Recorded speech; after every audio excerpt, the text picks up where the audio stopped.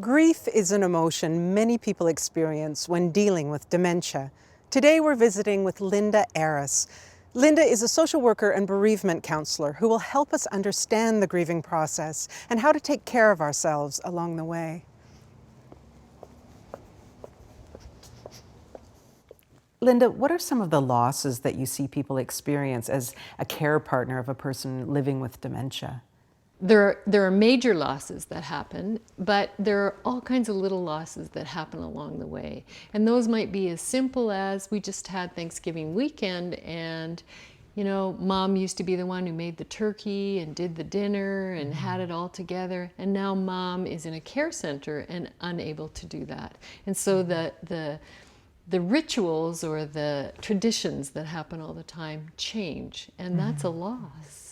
So we have to find ways to come together as a family in a different way, still including Mom, but she has a different role in the journey. Yeah, absolutely. Whenever I see my mother lose something or forget something that used to bring her joy, it's always accompanied with some grief for me, for sure. Do you see any significant moments of grief along the way? Well, we always talk about there being three major losses that occur with dementia, and that is, first of all, being diagnosed with the disease itself. That in itself is a major loss for people. And coming to terms and learning to live with that loss and all the changes that occur on that journey. The next major loss we talk about is the loss that occurs when the person enters into a care facility. And in that care facility, again, there's all kinds of things to adjust to and losses that occur. And then, of course, the last major loss that occurs and also comes with secondary losses is the actual death of the individual themselves. How would you describe anticipatory grief? So when we talk about anticipatory grief, we're talking about the grief that occurs previous to the death. So that usually starts to occur when the person themselves is diagnosed with the illness. And the family and friends community of support comes together and has to acknowledge that this disease is occurring and that we have to find our way through it. We have to find a way to live with it.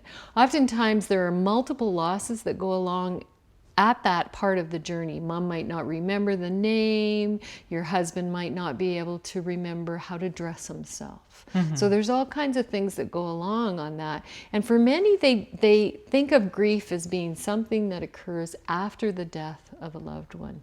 So it's important that they learn to acknowledge that every transition, every change that occurs needs to be honored and grieved. So there needs to be space given to the realities of all the losses that are occurring along the way. Can you give us another example of anticipatory grief? Well, my friend, when her and her mom are very, very close, they spend a lot of time together and they go and work out together. They ride bikes together, they go to Aquasize together. And while her mom was journeying with Alzheimer's and dementia, they were at the swimming pool and her mom didn't come out of the change room in the little cubicle, and she was concerned about why isn't Mom coming out. And when she went in to check on her mom, she realized that her mom couldn't figure out how to put her own bathing suit on. She was confused about which way it went and how to do it up. And that was a huge loss because it meant for my friend that she had to start to see there was another level of loss that was occurring, both for her mother and for herself. Now, when someone's been married for many years and their spouse moves into a care home, and sometimes they're living alone for the first time ever, that must be a huge change. How does someone deal with that? Well, we see a lot of that happening. You'll see a couple, they've been married for 40, 50, 60 years, and one of them goes into the care center. And the person who's left at home may never have been alone on their own before. And so adjusting to all those changes are huge. Sometimes people think that death will be easier if you were expecting it to happen. Do you ever run into that kind of thinking? There are so many myths about grief. One of the myths is that there are stages of grief, and there aren't stages of grief. You know, there are certain patterns we notice in grief. There are styles of grief, but there aren't stages of grief. So that's a major myth. One of the other myths we have in society is that when there has been anticipatory grief, that when the death actually occurs, it'll be easier because you had time to say goodbye. You knew they were going to die. But in actuality, it isn't about knowing they're going to die. Because as human beings, one of the facets of being a human being is that we hope. And it's always different when they're actually physically here, even if they don't know our name or can't speak to us. They're still here, and we can hold their hand, we can touch them, we can smell them, we can have that physical connection. And it's different. When they've died, they are no longer physically present to us. So anticipatory grief in all the studies has not proven to make anything easier when the death actually occurs. In fact, sometimes it can make it more challenging because our life as a care partner or a caregiver has become more entwined with the person who's suffering from the disease. So we may have dropped our extracurricular activities, we may be overstretched financially, emotionally, mentally, spiritually. We're not doing the things that we normally do for self-care. And consequently, when the person dies, there's a very large space there. Yeah, absolutely. I know when I've lost someone, someone's died instantly, very suddenly, versus other friends who have passed away, and I knew that it was coming. It was very different, but just as intense, just as impactful, for sure. Yeah, definitely different. So there's no hierarchy of grief. There's not one that's easier or harder. They're just different. It's hard to know how you're going to feel until the death actually happens. How do you guide people through their grief?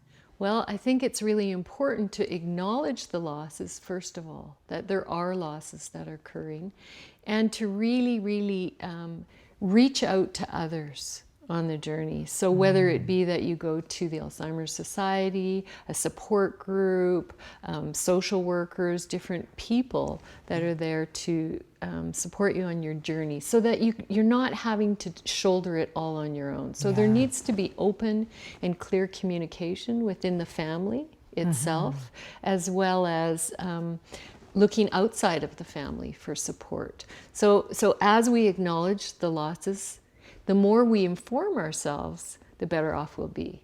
So education doesn't fix it, but it isn't about fixing it. It is about caring for ourselves all the way along the journey. Yeah, everybody deals with grief so differently, even within the same family. How do you manage that?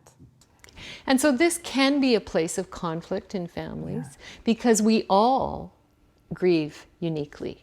Everybody grieves uniquely, and that depends on the relationship you had with the person, the support you have in your own life, your history with loss itself, your resiliency. You know, all kinds of things are going to impact your grief journey. And so when families will often see, remember when I said there weren't any stages of grief, there are styles of grief. So Ken Doka, a therapist in the States, talks about two different styles of grief. One we call intuitive grieving and one we call instrumental grieving. And they really show up in different ways. Intuitive grievers are more emotion oriented and they want to talk about how they feel, and they're much more emotive, expressive.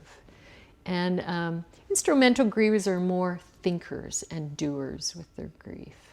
So you might see a family member who's dealing with grief by really getting in there and doing, and that's how they're dealing with it. And other family member might just be backing off because they're so flooded with emotion each time they're around the individual who's dying that they really find it difficult just to even be present, just to show up. So there can be that kind of conflict. I know with another friend of mine, her and her brother grieve in a very different way, and her way is to just be as present as she can to her dad and there all the time and doing. And her brother is overwhelmed with this experience. And so his way of dealing with it is to not. Yeah. He kind of just has stepped back. So it's really caused a lot of conflict between the two of them. And I think it's really important that we respect and understand that no way to grieve is the right way. They're just different. What are some things that impact our individual experience of grief? It's going to depend upon many things, such as, what supports are out there. Who is the person that you're care partnering with? Are there other people there to support and to help you on that? What are the financial stresses that are occurring? Where do you live?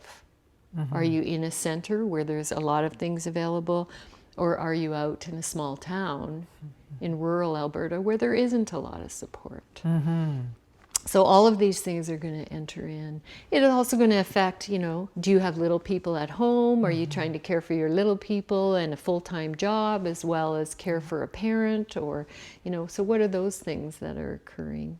What are some strategies that you'd recommend for a care partner to look after themselves? Well, that's the thing, is mostly people say, I don't have time for anything, And there's the basics that we do. Grief is a dehydrating experience, so we need to keep drinking water, to help flushing through our system. We need to have what I call high pressure leaks, when you let the tears flow, the frustration out.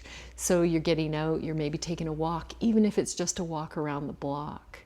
So it doesn't have to be big where you go, I can't schedule this in, I don't have time for this.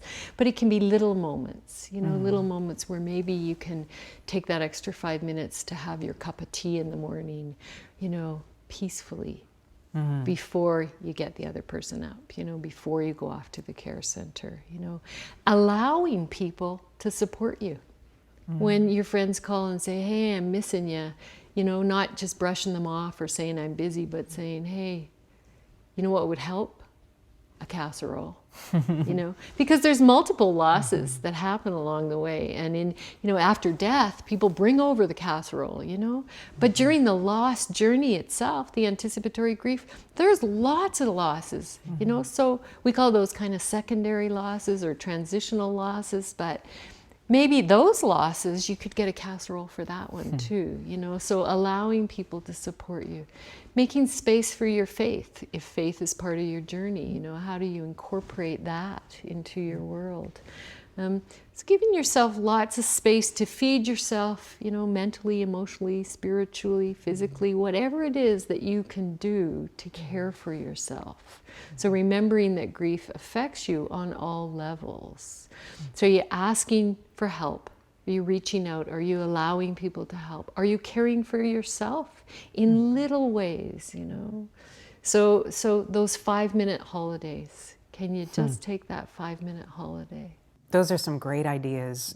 Do you have anything else to add before we wrap up? Well, I'm a believer in joy, and I believe that we need to find ways to balance both joy and sorrow. It isn't about getting rid of the sorrow or being joyful and happy. It's not about slapping on a happy face, but it is about actually creating joy in your life. So taking the time to figure out, what does give me joy? And am I making space for joy in my life? And that joy might be as little as recognizing that when you go into the care center, you get to brush your mom's hair. And what a sweet, sweet thing that is, to be able to have that connection, to be able to have that moment. And that joy might also be like this morning when I woke up and looked out the window and the sun was coming up and it was shining on the beautiful tree, and all the colors of the leaves and those kinds of things. Are you anchoring those moments of joy in your body? Because the grief journey, the anticipatory grief journey, the journey with dementia can really, really drain us. And it's important that we take time to find balance with joy and with sorrow. Thank you. That's wonderful. Thank you so much for this. It's been a huge help. You're welcome. It was my pleasure. Thank you. I'm going to spend some time making space for that joy, and I hope you will too.